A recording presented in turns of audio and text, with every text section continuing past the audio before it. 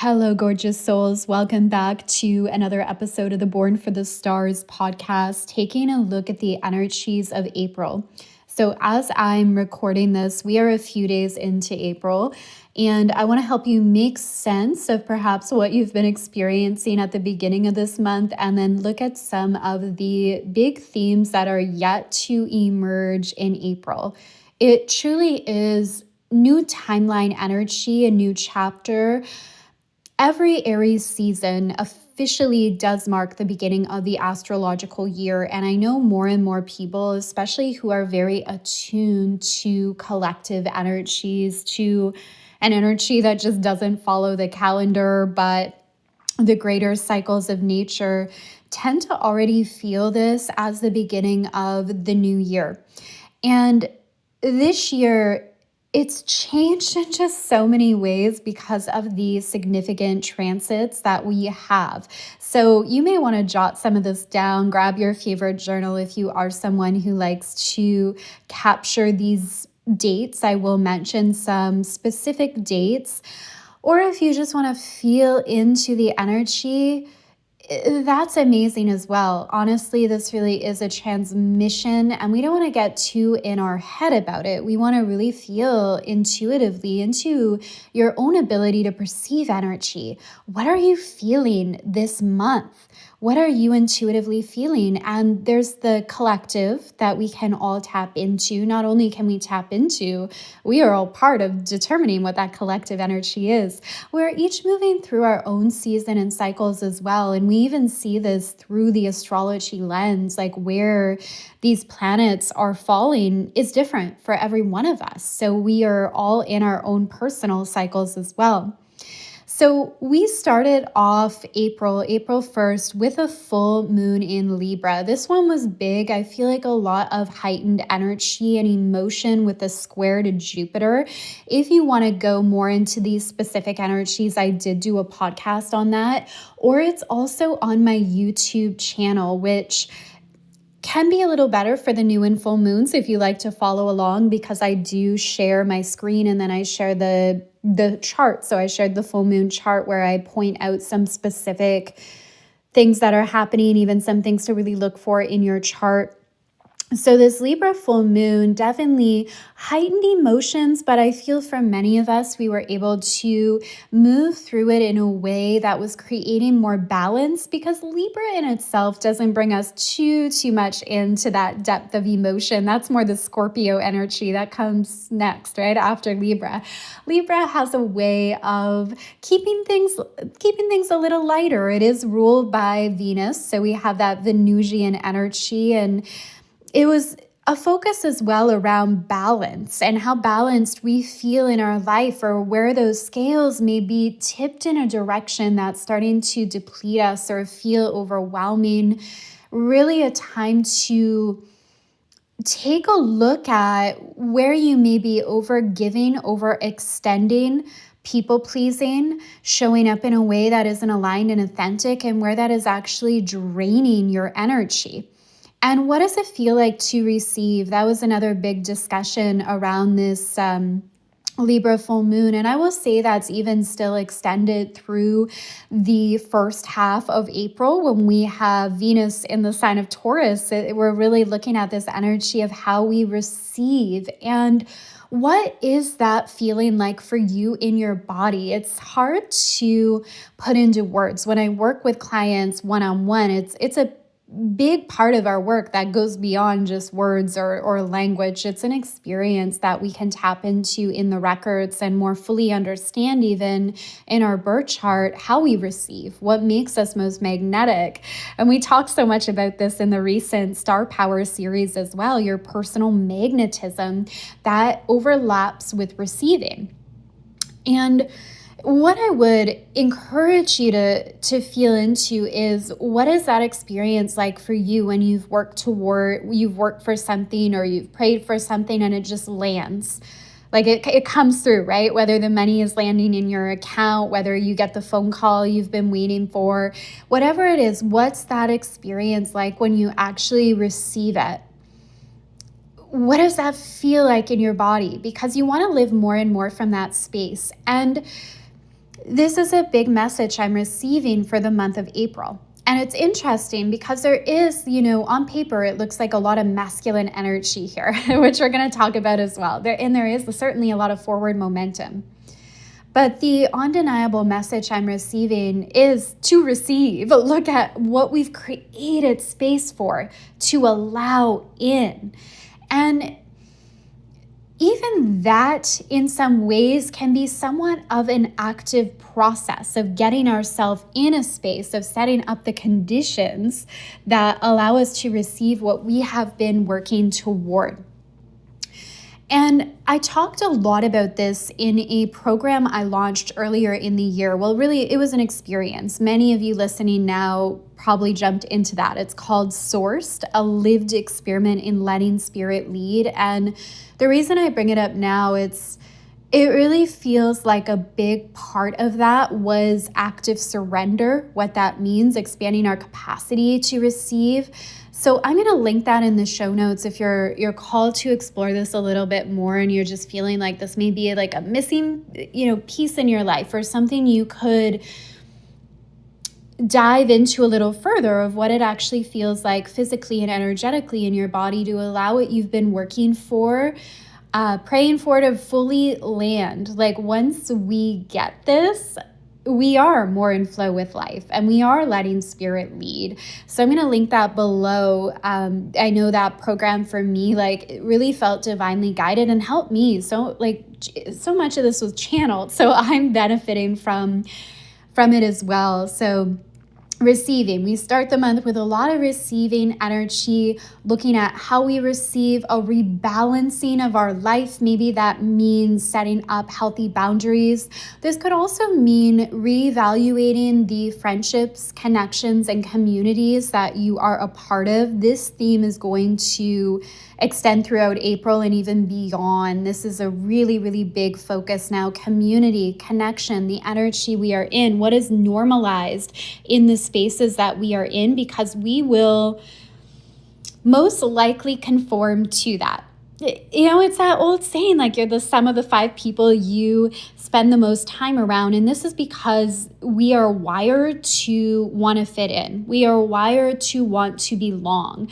So we'll look at what's going on around us and we tend to normalize it in our world. And that's why, as we get older and move through life, sometimes it's a lot of active reprogramming of what we picked up on as a kid in our home environments. As a child, from a soul level, we absolutely do choose the family we incarnate into, even the genes that are a part of that, knowing we're going to pick up on certain behaviors and patterns that are meant to be part of our path.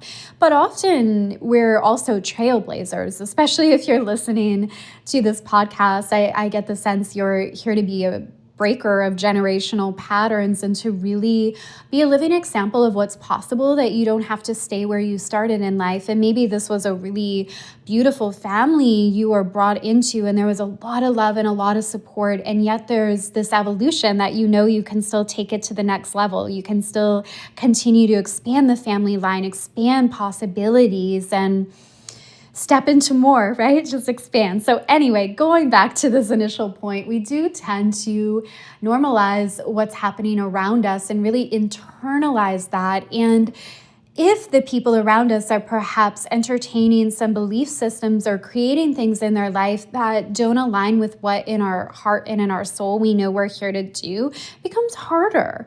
And this is why I really feel so strongly about getting myself personally into rooms, into spaces that expand me, that normalize what I want to step into in my life and create. And of course, I create this as well through the inner circle, the community where we expand past our limitations, where we support one another, where we normalize evolution and growth and the tools that we need to regulate ourselves during times of change and transformation as well.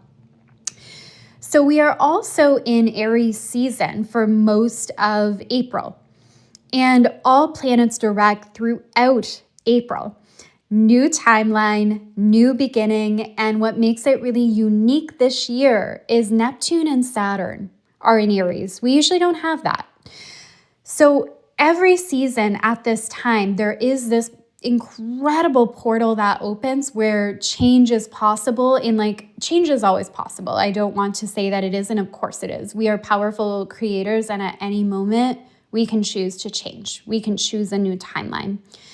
And yet there are certain cycles and seasons that make this evolution happen with greater ease, almost like it carries us. And April is one of those times where if we choose, because there is free will, to lean into this portal of change, big things can happen even by the end of the month where you're like, wow, okay, I did it. I was working on that for a while and I did it. I did it, right? This feeling of, wow, I am powerful. And there's a greater power working through me, and really knowing what that feels like on a deeper level. So from the astrological angle, I would definitely check out where Aries lands in your chart. And I always like to preface this by saying you may or may not have planets there, and this doesn't make it any less significant for you. What you're actually looking at is what house does it rule over? Where is this transit happening of Neptune and Saturn? What is it activating? What area of your life? Because this is new beginning energy. And Neptune here, this is like dreams and desires being realized in this area of your life. Saturn suggests there will be work involved. Anywhere we see Saturn, it's like you're going to be what our human self could perceive as challenged in a certain area. Saturn is known for bringing certain challenges, not to keep us down, but to actually strengthen us, because Saturn is interested in legacy work, long-term success, building wisdom and character. And that comes when we have to rise up to meet a goal. So maybe, let's reframe this even. Instead of the language of just challenge, I don't want this to feel like defeating in any way. Perhaps this is rising up into your power in a new way, remembering who you are, not backing down from what you want, because there's an interesting energy happening here with the planets that we do still have in Pisces, especially in the beginning of April. And this is why we feel a gradual build as we go through the month. There could be the second guessing of your goals and dreams, or what you've been working toward for a while and really wondering, do I want this at all? And that's what, this Piscean energy can bring in, is this element of confusion at times, of second guessing, of questioning, of almost this feeling of there's a blending of timelines happening, and we're like, what one am I on? And maybe if we're not certain or solid, we're jumping timelines, and that's leading to a mix of emotions and a mix of experiences of you're certain one day and the next day you're questioning. And this is human as well. So this isn't about judging ourselves when we get into these patterns. It's about bringing love and conscious awareness and knowing we can choose again. And there is a strong calling collectively right now to tap into what you're here to do. And Aries can provide a glimpse into how we approach this, in the sense of the archetype of Aries, which is the warrioress. It's going to take courage. It's going to take resilience and confidence and a leaning in and going for it and not waiting. Now, this doesn't mean to not sit with certain decisions, because the shadow side of Aries can be impulsivity. We're just acting on things, or we're saying things and then later we regret it, or we jumped into something before we thought about it. And so sitting with it and really feeling into it is a good thing. But when we know, are we moving? That's the question. When we know in our heart the direction it's time to go, how long do we sit with it then? How long do we wait? And in these conversations, I always bring in, the fear versus intuition. We can be on our path and we can still be invited to grow, initiated into growth. If anything, when we're making moves and making bold decisions, those little fears can get louder than ever. And that doesn't mean we're in the wrong direction. It means it's the opportunity to actually look at those fears and say, you no longer have power over me, and letting your body know as well that you're safe. You're safe to grow. You're safe to evolve.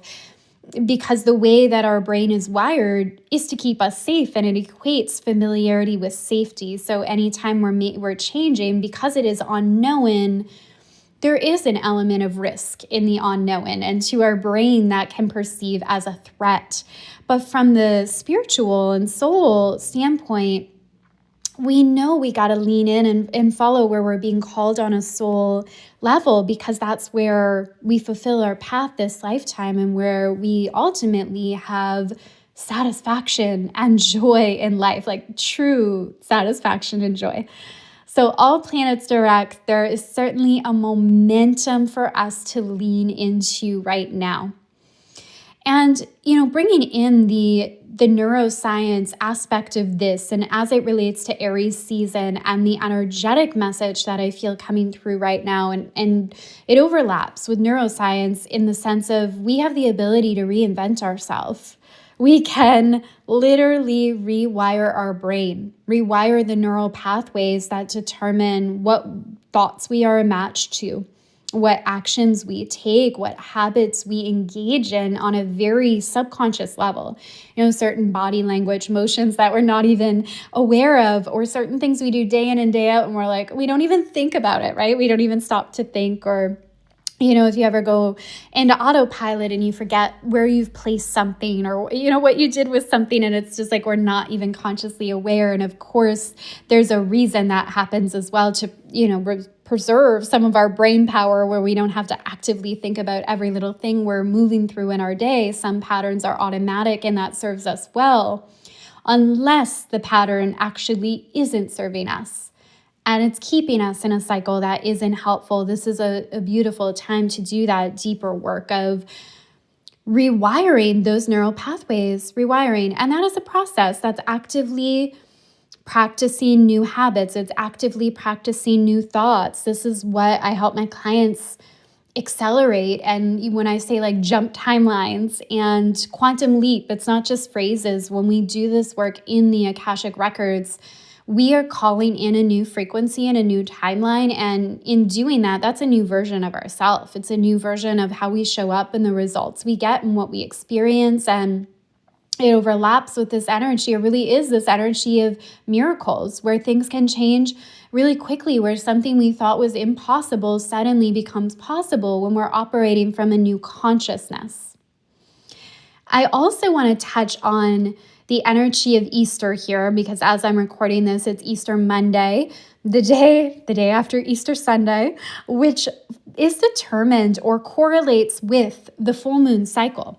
So this is why Easter Sunday tends to fall at a different time every year within a range, right? Because it is the first full moon after we enter the equinox. So we had the Libra full moon, and then Easter Sunday is that following Sunday.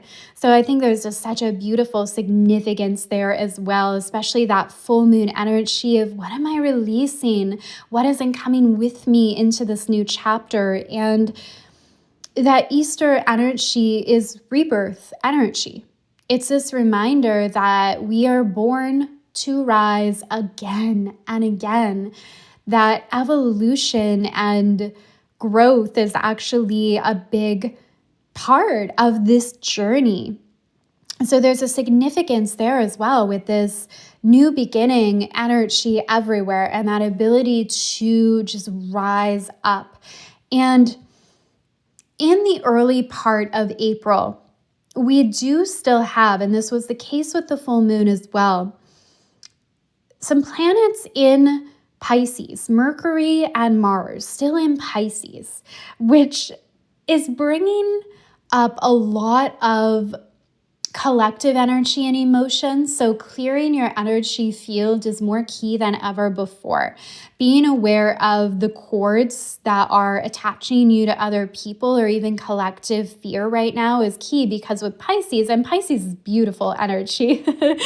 I'm realizing as I go through this, I don't mean to, portray any sign as being negative in any way. We have each of these archetypal energies within us, and Pisces, being the final sign of the zodiac, actually carries so much wisdom. We just live in a culture and time where we don't always understand what it means to let a higher power lead us. But the more that we collectively lean into that, that is the ascension, where we start to operate from this higher consciousness of we are in the physical, but we are not the physical. And this is the realm of miracles. This is the realm of love, of potential, of possibility. And when we can lean into Piscean energy in that way, we feel so held and we remember the magic of life. We remember the beauty of life. So I encourage that. And to remember that while we are here in these physical bodies, we're still connected to the energy of oneness.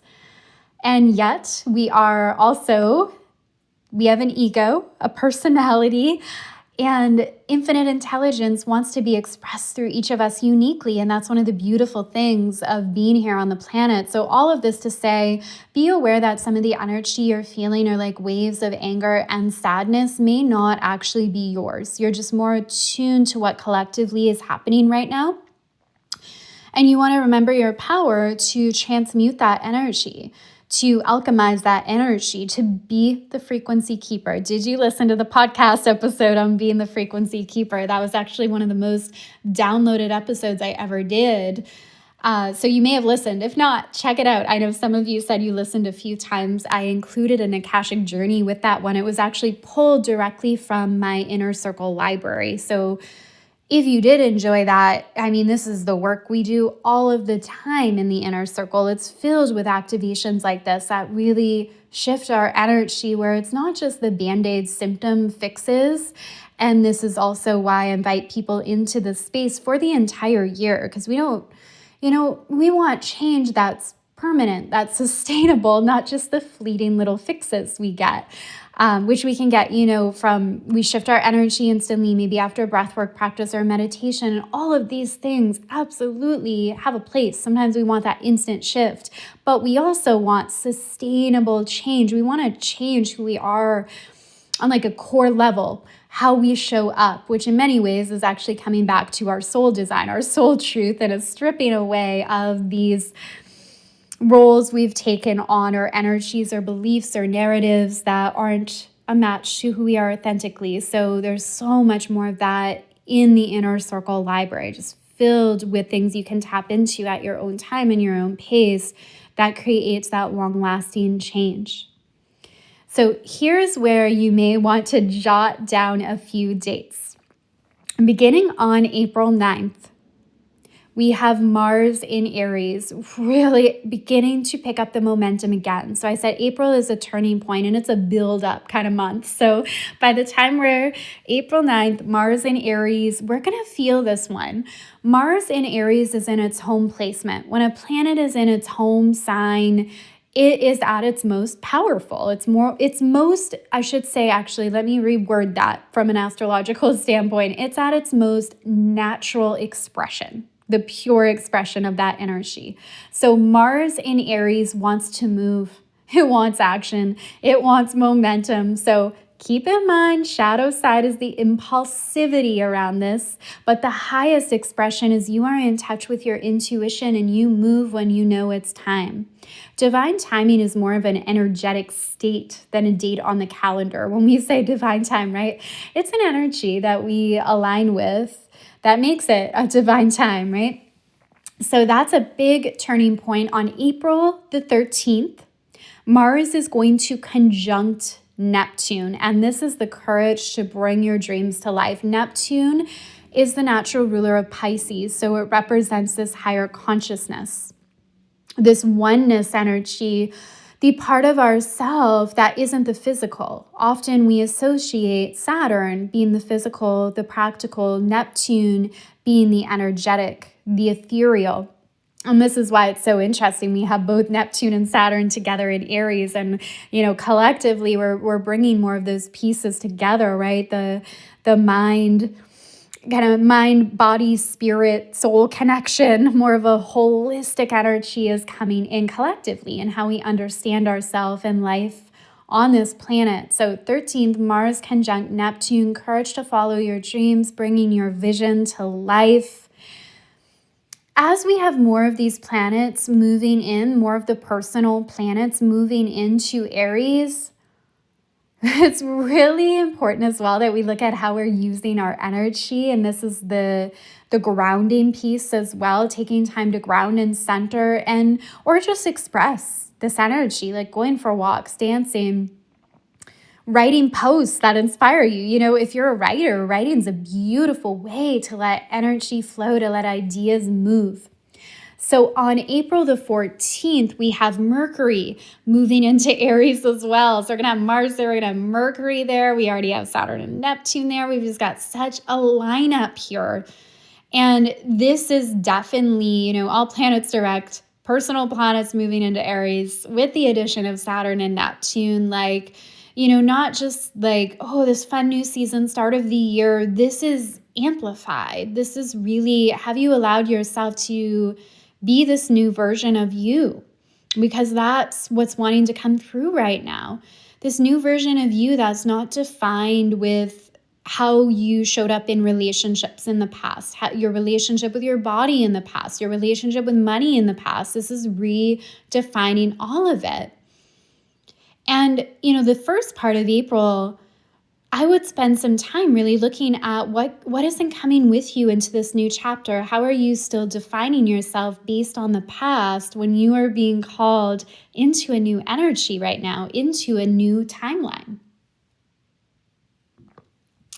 So on April the 19th, we welcome in Taurus season, the Venusian energy, which will again represent a shift, although this Taurus season is not our average Taurus season. It's going to feel much more high energy than we usually do in Taurus season, which is very grounded, very earthy. Now, we can still absolutely tap into that where the sun travels. There's a lot of power and energy there. So Taurus season still is about just coming back to the basics, exploring our core values, how our life day-to-day aligns with what we value, making those changes, and just leaning into more ease. I feel like there's this beautiful simplicity with Taurus energy of, can we let it be easier? Where have we overcomplicated it? Can we lean more into the flow state?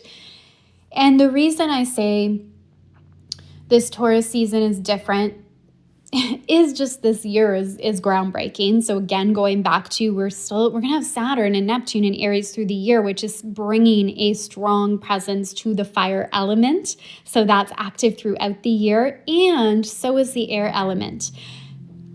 April 25th, Uranus moves into Gemini until May 2033. So outer planets have a longer transit. The outer planets are generational. So they determine big shifts in collective consciousness on what life looks like on the planet. And Uranus is the disruptor, the awakener, the rebel. Its role, its archetypal energy is evolution, it's growth, it's breaking free of where we've held ourselves back, where there's self-imposed limitations. Now in Gemini, this is a very fast moving energy here because Gemini by nature, mutable air, is very fast paced. So this is ideas coming through in this new cycle. So April 25th until May 2033. Brilliant ideas, like evolutionary ideas that change how we relate to one another. Gemini, connection. It's the twins. It's about how we socialize. It's about how we connect. So it's also technology, and so is Uranus. So we have both coming together for sure. There's huge evolutions and advancements in how we use AI to connect, how we use AI to express our ideas. You know, if you've followed me, I've talked about this. I think, you know, the greatest technologies we have in this time where everybody is turning to AI as our spiritual tools, like the Akashic records that transcend what we could ever get from artificial intelligence. So keep that connection to the records. Keep that connection to something that transcends just this technology. Don't let it replace who you are, your voice. Use the tool consciously. Yes, of course. So we use the tools that are available to us from a higher level of consciousness to support us and to even help with more ease and flow, but not to replace who you are and your voice in the world.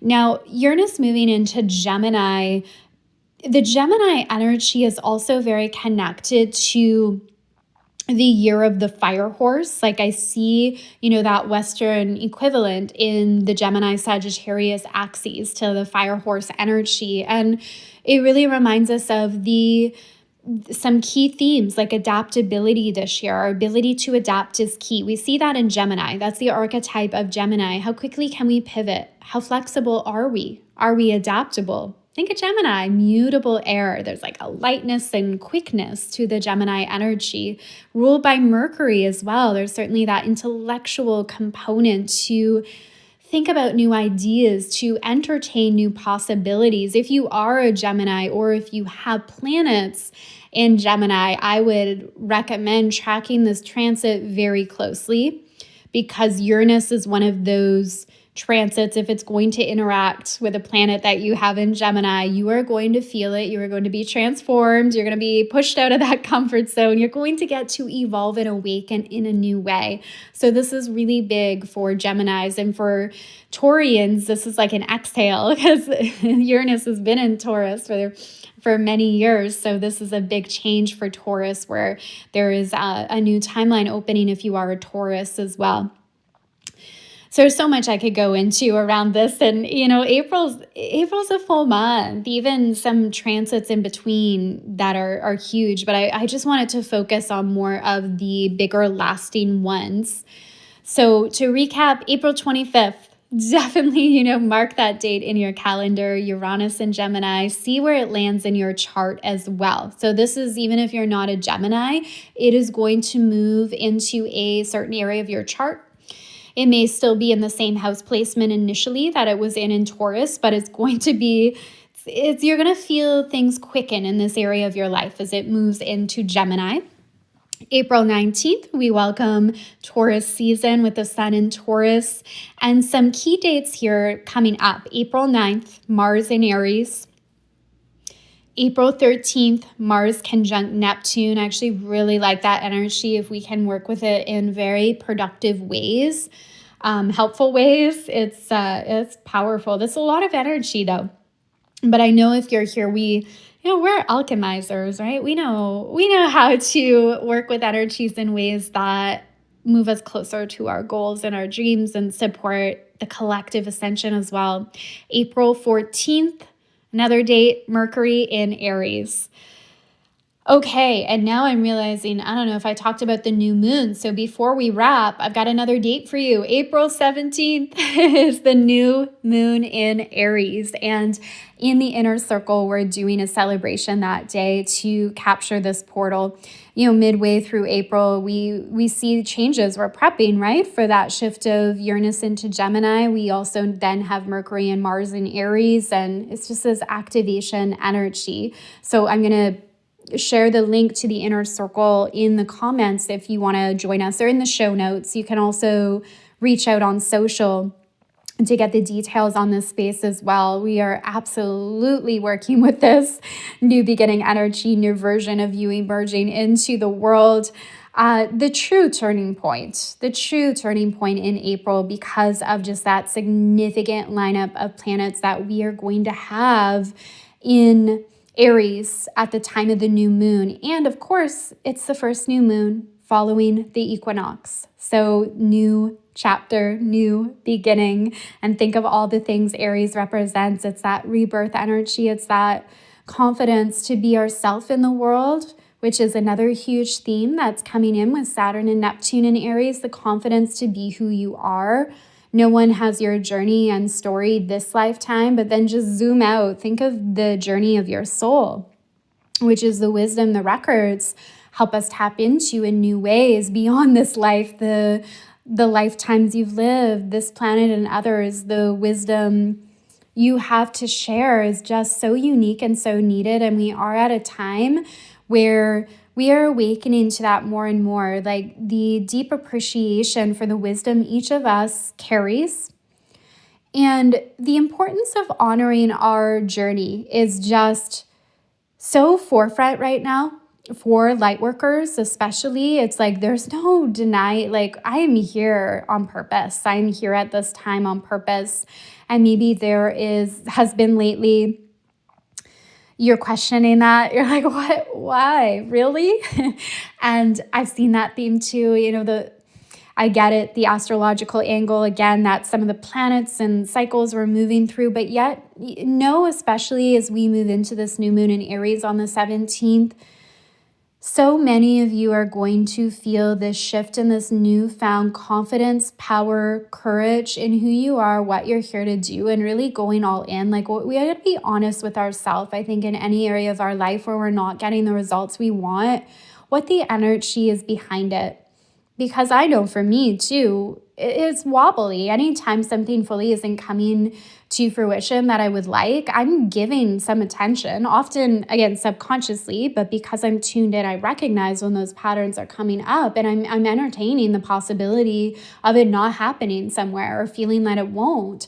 And the work is like, how do we get ourselves fully aligned with what we want? Alignment, meaning our thoughts and beliefs and stories are aligned with the desire. Our actions and our habits and our decisions and the way we move in the world are aligned with that desire. That alignment creates a clear signal to the universe where we stop getting so many mixed results and we see things accelerate. We experience the momentum that is so possible right now. One final thing here, momentum doesn't need to mean we feel rushed or we are in a chaotic state. We can be very, very grounded in our truth, in our body, and still see things moving and happening and being created in our life at a pace that actually feels really nourishing. And I invite you to lean into that if there's been a fear around perhaps things moving too fast and not being able to keep up, that maybe that's just a story as well. And what if you could have things happen at a faster pace and yet you feel more grounded than ever before? Feel into that. Feel into that through the month of April. It's very aligned as well with the cosmic themes as we move through the month and even start to see the planets moving between Taurus and Aries. Things can accelerate, Aries, Taurus energy, yet we stay held, connected to Mother Earth, connected to the wisdom of our body. All right, so that is a wrap, goddesses. Thank you for joining me here. I always love to hear from you, so feel free to reach out. Let me know what landed. If this podcast was helpful, spoke to you, someone in your life who could benefit, maybe a client, a friend, a mentor that could benefit from learning about the energies of the month ahead. Feel free to share it out. And I am sending you all so much love. I will see you soon. Bye for now.